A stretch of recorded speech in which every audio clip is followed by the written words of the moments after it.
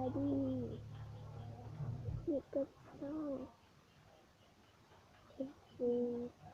คิดใจดี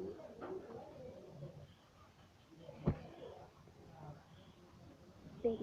คนลาวไม่ค่อยไทยแล้วก็พี่ทุกคน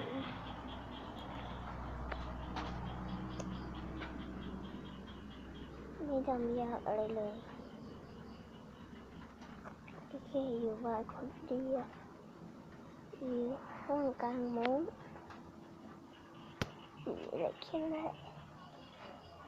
นี่ภาพความสวยงาม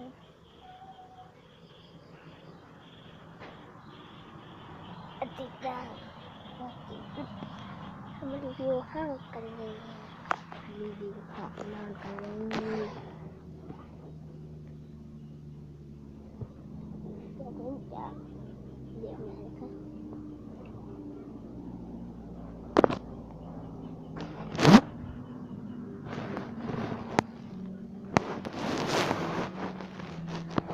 มืดเพราะว่าไม่มีไฟสปอต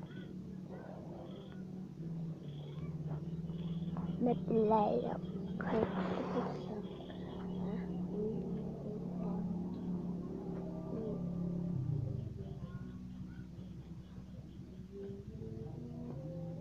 ครั้งแรกเลย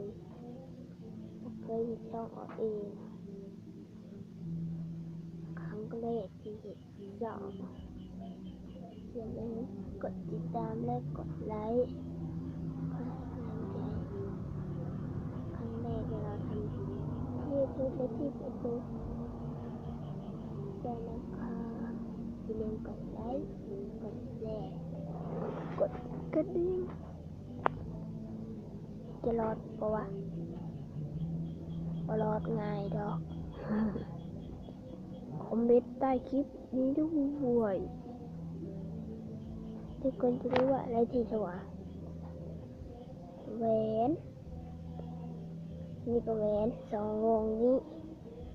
อะไรสวยกว่ากันด้วยวงนี้หรือวงอันนี้อะไรสวยอย่าลืมกดใต้ลิงก์ด้วยนะคอมเมนต์ด้วยว่าชอบแหวนอะไร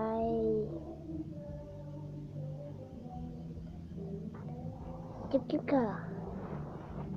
ใครชอบคลิปนี้อย่าลืมกดไลค์กดแชร์อย่าลืมกดกระดิ่งด้วยนะบาย